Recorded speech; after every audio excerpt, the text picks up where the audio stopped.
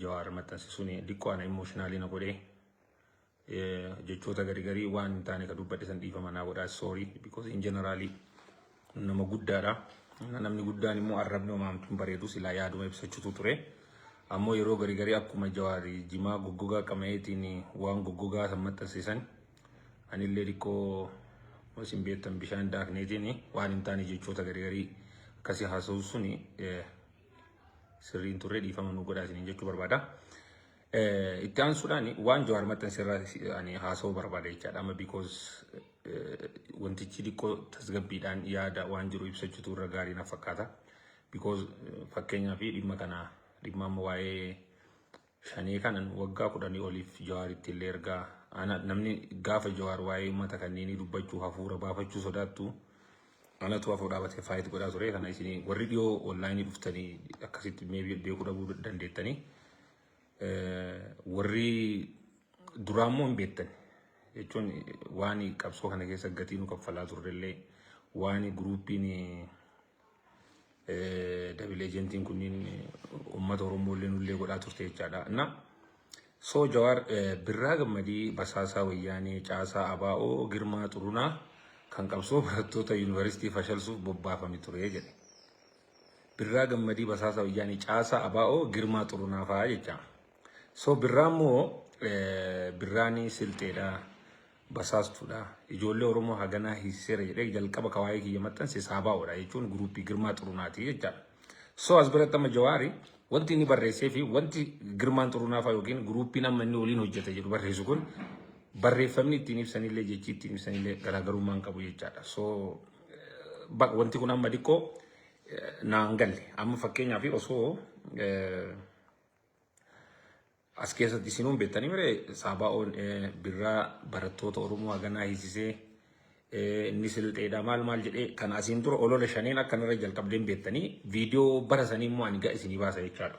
So Birraa Gammadii Basaasaa Wayyaanee Caasaa Abaa'oo Girmaa Xurunaa kan qabsoo barattoota minaamin jedhe kuni eksiidha jecha baqa walitti dhufuu hin danda'u. Anii fi guruupiin Girmaa yookiin Yaasoon fa'aa walitti firoomuu hin dandeenyu. Warri Kaayiroo turellee warri yeroo san qabsoo beekullee sirri beekan jechaadha. Ani Jawaariin caalaa warra kanneen kan wal fixaa ture kan faayitii godhaa ture kan olola walirra bannee halkanii guyyaa wal fixaa ture guruupii kan akka ta'e namni martinuu sirri dhibba keessaa beeka. So kanaafuu Jawaar wanta kana jimaa goggogaa qamaati ta'e hin beeku yookiin yoo sammuun illee si goggogee qamee waan kana barreessaa jiraatti ta'e hin beeku. So kuni sirrii miti sirreeffadhu. Yoo fakkeenyaaf amma Birraa akka waan amma yaaddu kanaanuu qeequu barbaadde at least yoo namni yoo kijiba kanallee meekaappii itti godhuun barbaachisa yookiin immoo walii galchuu. Birraa Gammadii anaa fi Girmaa gruupiin Girmaa xalaata kana Oromoo martinuun beekti. Warri Caasaa Girmaatiin nyaatamillee beeka. Everybody knows jechaadha kun reality jara jiru jechaadha. So kaleessa gruupiin Girmaa faallee maxxansaa turte. Jarrillee kaameraan qeerroo si qabeera qeerroo isaanii jecha qeerroo artifishaalii san jecha isaanillee waan ati godhaa turte gabbaafnaa jennaan Jawaarillee gabbaasi. So anamma asirraa maa jedha Girmaa Xurunaa kan qabsoo barattoota yuunivarsiitii fashalsuuf bobbaafamee ture.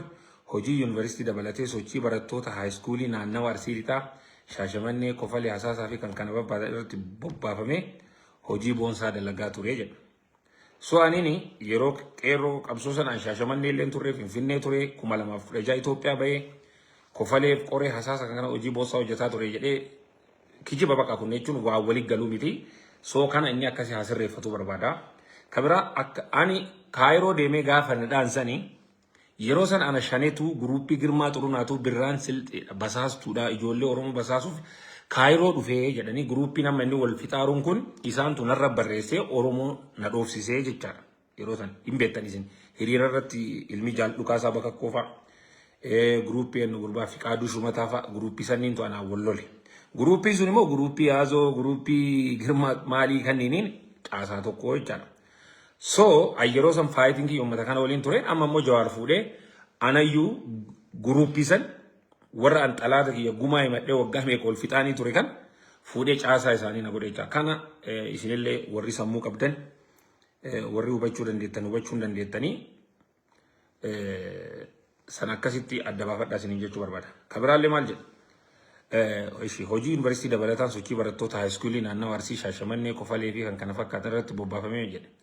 akkamiin yaazoon umrii fi hojiin isaa hangafa waliin gara kaayiroo ergame ergama miishiniif gara kaayiroo ergamanii akkamiin jalaa fashalsinee isiniif himnu yes yoo jettan waa'ee miishinii kaayiroo boru isiniif dhoobaa it was actually fun them at their own game jedhee by the way jedhee birraani maatii kabajamaa irraa dhalatee obboleeyyan isaa sabboontota aarsaa meeqa kaffalaniidha dhugaa obboleeyyan tiyyatu Kanaadaallee yoonni dhaquu biyya garagaraa maatii kiyya kanatu fuudhee gurbattii tana teekarii godha rakkoon qabu sun amma yeroon illee tareera amma innillee yaa rabbi isaa gargaaru nama akkasitti sochii qeerrootiin kabaja guddaa qabnuuf yeroo amma biyya Jarmanii irraa NOS Neezerlaanditti rifiijii gaafatee achi kennuu fi didanii Jarmanii fingerprintiin baanaan ammachi baqataa ta'e akkuma nama kun akkuma isin argitani waan waggaa 10 duraa deebisee kaasee haasaara jechaadha. So gaafa ani kaayiroo dhaqu akkuma isin beektan an guruupii yaasoo fa'aani darbiidha jechaadha. Ijoollee OMN immoo kanama Usmaan Baayyullee dubbadhaa hin beektanii Maamma Fantaalleellee Maamma ijoolleen kaayiroo jirtu martinuu diraamaa achi deemaa ture san marayyuu hin beektan jecha gareen birraa eenyu akka ta'e waa walitti hin firoomne waliif firoomsee jechaadha. So kanaafi Jawaar Jimaa Goggoogaa qamaatii maxxansitee na fakkaate irra deebii waan sallaalii ammoo waan kana haqe wallahi waliin dhiifnu baay'ee anama girrisaa kanneen jechuun yeroo tokko beektaa girrisaa kana beelladoota keessa ramannaa bineensota keessa ramannaa kan adda baasee hin beeku. Intu ini Jawaariin dhiisiin an jedha anaa miti ka tuqe jalqabeessatu na tuqe innaa eega na tuqe immoo aniin ofirraa deebisuun dirqama kiyya. Lammaffaa immoo wanti kuni inni I think anachi ijoollee nama girrisoonni isaa gariin xixiqqoo sammuu qabdu maalii fi waan kana Jawaar godhee jedhee gaafannaani warri inni hagammaa itti duulaaru warra naannoo Shawaa fi warra Wallaggaatiinna tokkummaa Oromoo uumuu fi anallee itti si dabalee naan jedhan. Innaa injiraami bakka akka inni amma yeroo kanatti nama naannoo isaa argees godhaan jirre duula isaa irratti illee tokkummaa Oromoo uumuuf na fakkaata. So saniifi waan akkasii godhee na fakkaata. Innaa suuraa mucaan waan biraa waa inni maxxansirraa idoon maal akka isin ibsu qabu hin beeku garuu dubbiin jeneraalii akkas ture jechaadha. Kabiraa immoo waan amma isinii galuu qabu bakka wanti jiru kanuma anini warra an grouping qabu beektanii bire yeroo sanillee jawweellee ta'ee an namuma qabsoo Oromoo waan sirrii hojjetu way faana deeggara malee saayidii groupii an qabu hin jiru. Garuu immoo wanti kaleessaa immoo an diqqoo akka gariin emooshinaalii na godhee fi nu gammoojjii guyyaa 15 keessa turre akkasitti daalachoofnee suuraa sana Aswaaniin bira yeroo seenuuf taanu kaane kan ammoo isiniyyuu hin beektanii ani immoo yeroo Itoophiyaa ba'usan ummata Suudaaniitiif ummata Kaayirootiif ergaa tantamaa jedhanii saabaawwan kun narra barreessee gaafa Kaayiroo yoo dhaqu nama nasimatu dhabe jechaadha. Garuu dhugaan ilma waaqaati rabbi si gargaara birraan dhufee Kaayiroo keessa waggaa takkitti isin biraan lixeen beektanii jechaadha. Birraan Kaayiroo Itoophiyaa ka'ee Kaayiroo dhaqee Kaayiroo irraa Ameerikaa dhaqee lammii Ameerikaa ta'ee Itoophiyaa deebi'ee immoo achi booda waa hojjedhe anuun beektanii jechaadha. Sanii fi dubbii an kana baay'ee waan kana anammallee jala sararri irra deebi'ee kan isin himuu barbaadu. Wanti gruupii nama Jawaar nama garagaraa abbaa fedhe baxabbaxaa. Innaa ani immoo wanti kun na aarsiyan akka malee because ani nu qabsoo Oromoo kana keessatti bu'aan nu arganne illee jiru akka Oromootti Oromoon haasaa ga'u garuu amma anin waggaa 10 booda amma fakkeenyaaf osoo birraanuu waan an Kaayiroo waggaa 16 dura gootisan har'a yoo ati haasaa oolte maal fiddana himaana kanaa galuu dideebi'am wanti kun uummata Oromooti yeroo kana maal fayyada. An kabiraallee amma Jawaari maannu akkasitti qeerroo jennee namni Oromoo meeqa afaan akka daqiiqaa 30tti karaa cufsiisu kun har'a kana gaddeebi'ee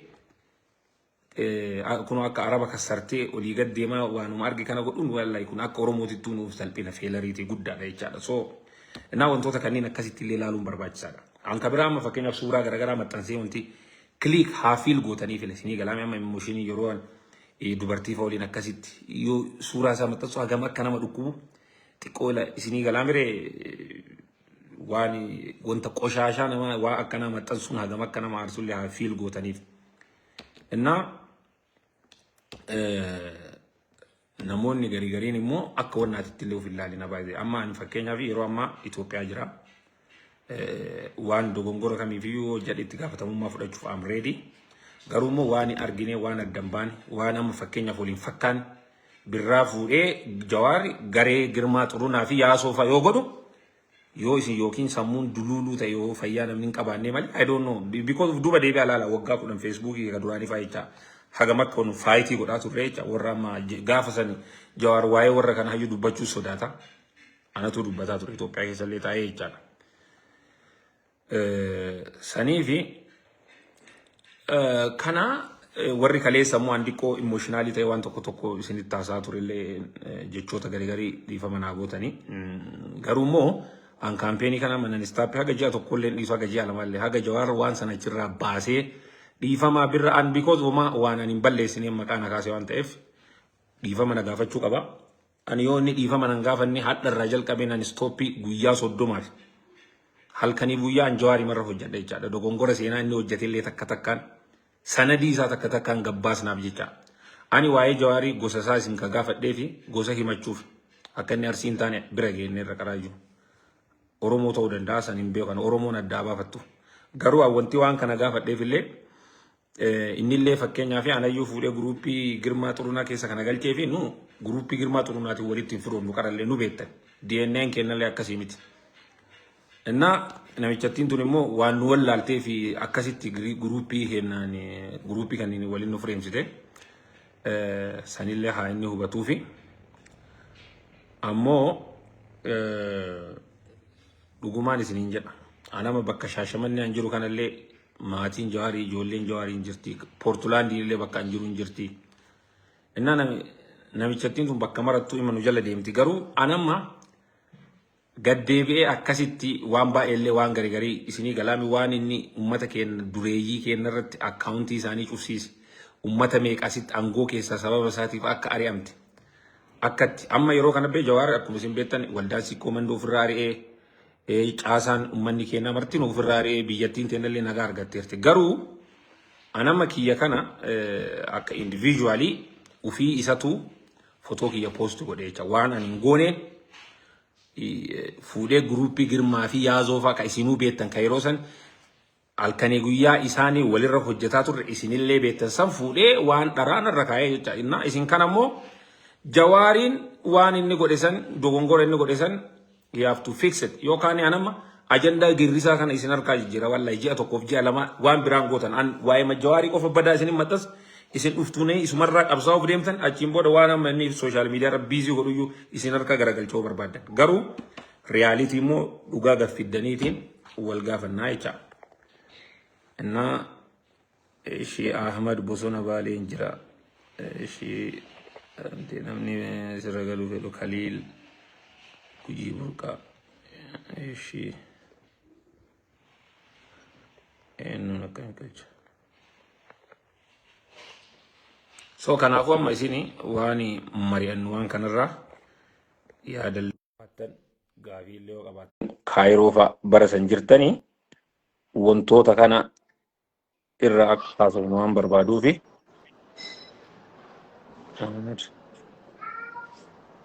Eshi.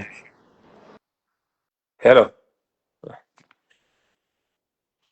Imbuin jettun ijoollee baay'ee isin immoo wanna waxaxee wannaan ta'ina. Ani olola maalii so Facebookii kana natu isin jalqabsiise isin dagattan malee uf duuba deebi'aati 2012 viidiyoo jalqaba natu waraabuu jalqabee beektanii Facebookii irratti akkanatti na olola maalii kan yoo akkami akka namni ololuu danda'u akka namni aaruu danda'u akkami akka qayyarru akkami akka galabannu sirri beennanna wanta kana wannaa gootanii ilaalina jechuun ana jajjabeessuuf illee akkana dhagaameetitti illee marfeessine minaamin nu isinuu nutu isin marfeessee isin jalqabsiise jechuun akka wanna akkasin nu ilaalina yaare creator warra kanneen girrisaa kanneen illee nutu hin beektanii mara isin nam tolcheedha baay'inaan.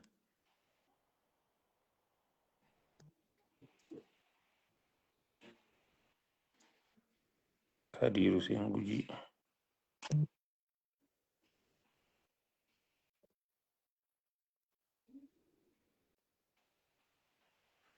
So maraafu bakka anamma I think amma kaleessallee cidharra turre hadhallee immoo cidharra diqqoo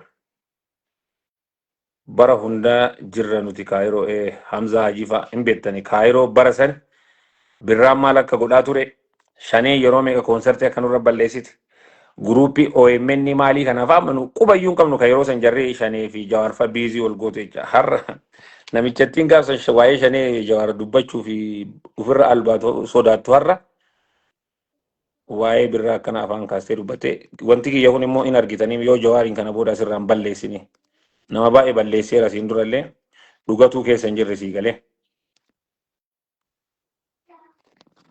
Sadiir Hussein markaba jaalalaa Toofiq.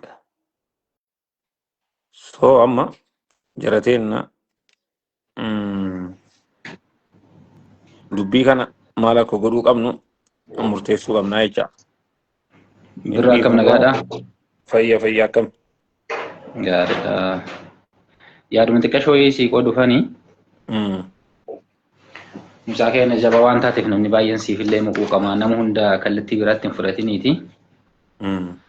Ammirri caalaan namni jala jiru beektaa namoota si gorsuudhaa fi yaaluutti jiru. Kunillee maalidhaa miira keessa seente namni gaafa miira keessa seene dhugaa ofiillee ibsatuu hin danda'u beektaa. Namni biraa immoo miira keessa maaliif galee jedha. Kunumtu mataa isaatiin iyyuu maal ofitti beeka gaafii jedhu nama keessatti uumama waan ta'eef odoo akkas godhuu baattee maalu jechuun amma Jawaar feesbuukii birraani girmaa fi eenyu maqaa isaa yaazofaa waliin hojjetaa caasaa jaraa jedhee poosti godheemi. Jalqaba garuu akkas hin jenne bara.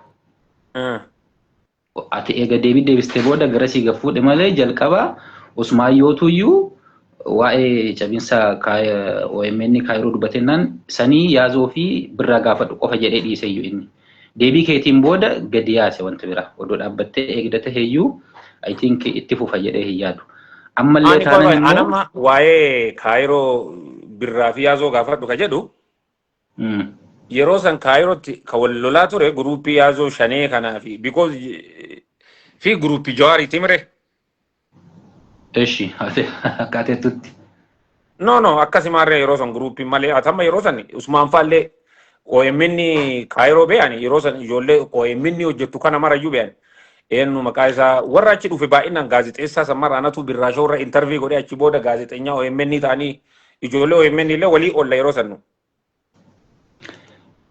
Amma dubbittiin beektaa istirii irra deebi'anii irraa dubbachuu bira osoo hin ta'in atamma odoo dhaabbatteetuma eegdee irra wayyaa waan jedhu kan amma hawaasni si jaaratu siif bakkee qabu dhugaa dubbachuu atamma. No ani immoo wannan na harsika anamma ila dhugaa dubbachuu fi anamma beektaami nama baay'eetu ka Jawaariin dha'uu barbaaduyyuu achi booda nama baay'eetu na barreessee waan meeqaa meeqana ergan because anamma realitii kana kiyya kana wanti martinuu akka kijjiba ta'e dhibba keessaa dhibba shuuriidha.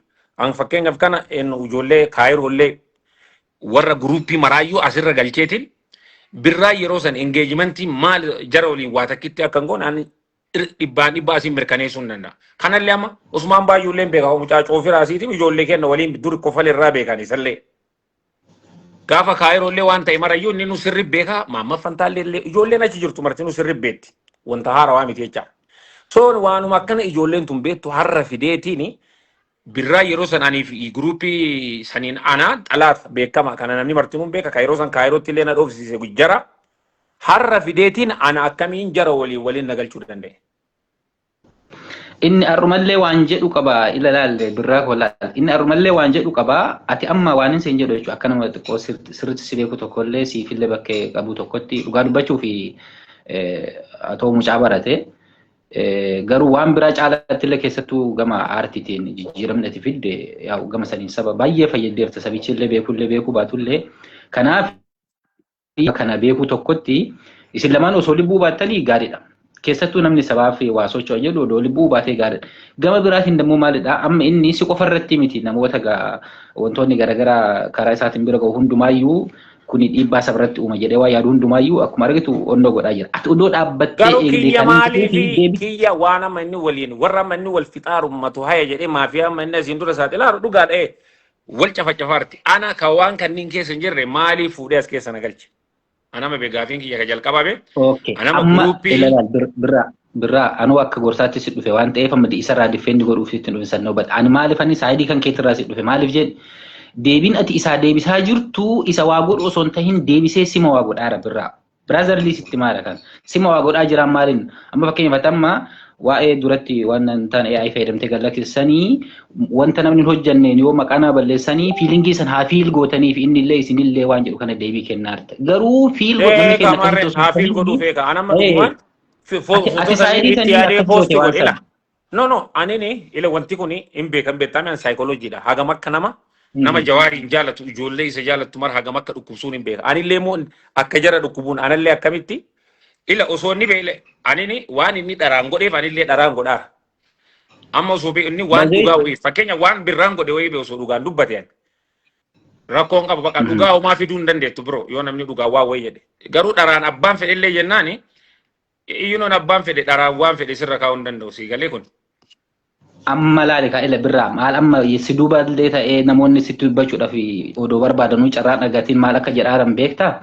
Ati amma saayikolojiidhaan si dhufa waan ta'eef saayikoloojii san deebisuudhaaf waan san hojjette. Garuu namni immoo karaa ati barbaadde saniin suubataa jiru. Namni kan suubataa jiru arrabsoonii durumaanuyyuu kan nama guddaatii miti. Soomu kan ijoolleeti.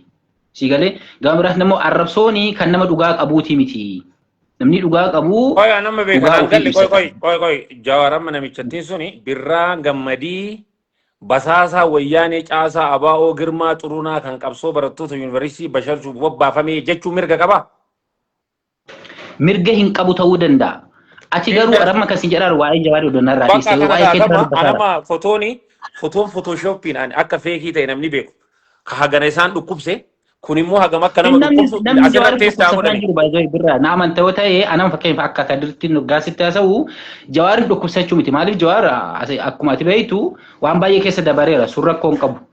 Dhimma gama Jawaar osoo hin tahin gama keetiini maaliif jechoonni ati darbataa jirtu kunniin gochoonni ati godhaa jirtu kunniin deebi'ee sima rukutaa jira akkaataa hawaasni hubataa jirutti hin argitee jirtu ta'ee. Maal rukuta anamma fakkeenyaaf waasi gaafadha ana maal kiyya rukuta fakkeenyaaf anamma.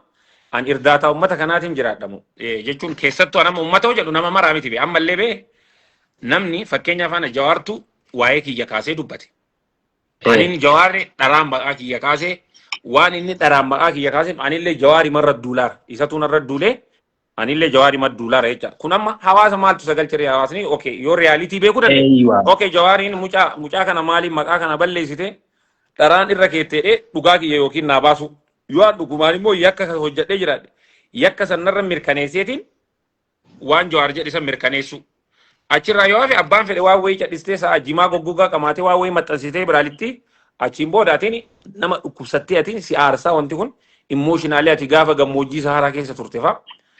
Cinqii ati keessa turte san amma inni yoo inni allaaggatuu barbaadu. Atillee immoo fotoo isaa fuutee qabsoo inni akkas godhe itti allaaggatteetuma akkas itti mul'iftaa jecha. Mee waan asin jedhu sirrii na qalbisi birraa koo. Ila ati koo maa aartasiin jedhu ilma namaati. Garuu ilma namaa barateedha. Ilma namaa barate immoo miira isaa to'atuu ni danda'a. Kanaafi amma akkamiin si miidha isa jettu sanii mee koomentiiwwanis ilaalii namoota dhuunfaallee dubbisi. Deebiiwwan ati isaaf deebiftee more of gara keetti garagale. Mucaan waa malee akkas ta'an jiru jechaa jira. Waa malee maal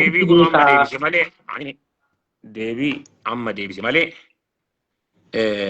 garuu immoo ani akkuma isin jedhe sanii bakka anamma namni ufuma anin beektame waa'ee nama Facebook iyyuu polotikaa iyyuu dhiiseera yeroo dheeraa post iyyuu godha waa'ee polotikaалlee qubaan qabu. Garuu dhuftee masii biratti waa xiqqoo jejjette malee dhiisteerta. Makii kan? Masii biratti. Intervii san faatu mataa nyaatee na fakkaate. Bikoot amma Jawaar yeroo qeerroo waggaa 5 san ture achi booda wallahi namichi kun guddataara. Isinuu namni isaaf yaadu yoo jiraate bakka Jawaarii kana dhiisii jechuun ni qaba. Amma namichi kun anadha beeku wanti waggaa 5 dhiisiiti waggaa 10 dhiisiiti waggaa hadhaayyuu yoo haasaa walti wanta ati jijjiirtu hin jiru. Kaleessi existing godhu bakka tareeraa miree. Sila akka namaatitti ani nama saa kana cinqii yaaduun barbaadu. Namarra hammeenya iyyuu yaaduun barbaadu. Waa'ee kana iyyuu cinqameen saa kanatti akkana haasa'uun barbaadu. Amma itti dhiisuullee hin danda'a akkanumatti fakkeenyaaf I don't care jedhee irra kaadhee. Odoo dhiisee immoo hin tarabeeta ajandaan kun hin dabara ajandaa biraatiin bakka bu'a beektee dhugaan qilleensuu talleen ba'a. Ani garuu anamma dhiisu kaan anillee immoo gowwaa sii galaabe anamma fakkeenyaaf nama ila nu amala qabnaa miree nu akka nama toluu Oika anamma wallahi dhugumaan sin jedha an ji'a tokko ji'a lama ji'a sadi dan staappii ajandaa kanaanii even amma namayyuu warruma girrisaa kanayyuu attention jara distract harkaa godhe haajarri waan Jawaar hojjetu kan harkaa balleessan yoo barbaade bakka because Tokko wanti isaan nan dandeenyeef dhugaan qaban kijiba wanti isaan narra kaan sun marti kijiba dhugaan takkittiin keessan jirtu takka jedhe.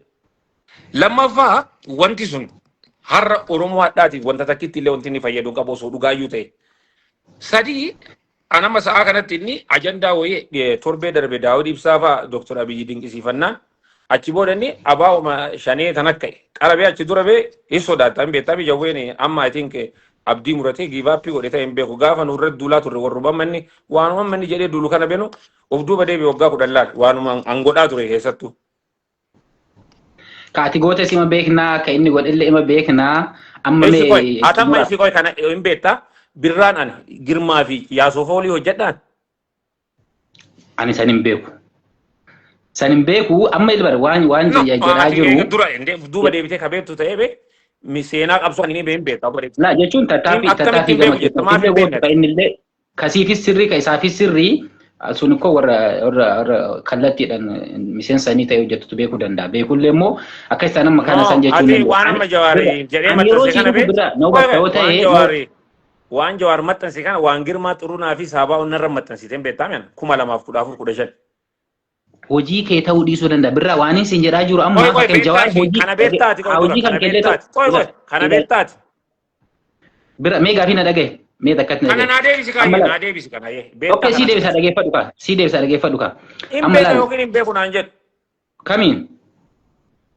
Waan amma Jawaar birraan akkana basaastu ijoollee maal jedhee barreessa kana barreeffama iyyuu hin jijjiirre kama shanee waggaa 2015 Saabaa warra narra barreessite san maxxanse kana beektaati yoo hin beekne hin beeku jedhu. Odachi keessa nagalchuu baatte maaliif ani gaafa Hussein iyyuu dhugaa dubbachuudhaaf jechuun akka nama si bakka maaf waan beektu reyaalitii eega beektee maaf sodaata reyaati himi sodaachuu miti amma ani jedheedhaaf wanni ta'u waan hin jirreef so anamma hin dhageessas ta'e hin dhageessullee ta'e amma anyways yaada gorta siif kennuu qabu extract nan goone hin fixadha jecha lama qofan siin jedha akka Jawaar akka hawaasni argaa jirutti Jawaar hojii kan kee hime jechuun Jawaar birraan kana godhee jedhe hojiin sun kan kee ta'uu dhiisuu danda'a ta'uus danda'a atiin beekta. Atis immoo hojii Jawaar wayii tarii wanni beektu illee jiraate hojii isaa himi malee amma gara sanyii gara haa. Okay, dhiifama wanti inni haasoo barbaade naa galeera waa'ee maatii isaa waa'ee haadhaa waa'ee ijoollee uumama haasa'inii naan jedhe dhugaadha. Ambaayitee wantoota sanniin illee haasoo hin barbaadu. Ani rakkoon kiyya Jawaarii waliin malee abbaa yookiin haadha yookiin fira Jawaarii walii miti isaanii illee miti ka dhufee na tuqe namichuma kanatu na tuqe garuu sensitive partiin innillee isinii galaame wanti kuni madaa namaa ila kana tuttuttee akkuma inni madaa kiyya tuttuqe kana atillee madaa isaa tuttuttee wallahi dhugumaan isin jedha. Jawaar qaraa maraateera kana caalaa isin harka acallalee isin mul'isuu hin danda'a.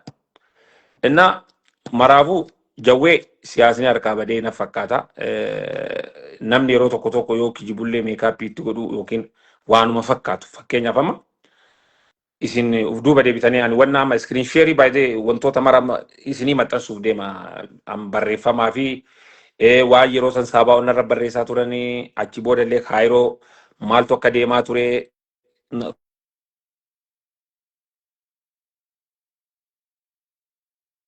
Kaayirootti kan waliin akka godhaa turre tahee wantoota sanniin isaa jeneraala nama kana booda ji'a tokkoof nan staappii ji'a lamaaf illee ta'e haga gurbatti walla namicha hangana sanadii ganaa dhaqee akkuma isin jettan isa qullaa isa maxxansee isa salphisa waan tiraashii hin argitanii mire dubbii kana jecha so kanaafi warra simmeetaawii tanee wanna jenneef dhiifama naa godhaa garuu ani immoo akkuma isiniin jedhee wanti Jawaar maxxanse sun marti sobaa tokkichi dhugaan keessa hin jiru san Usmaan Baayyullee warri Kaayiroo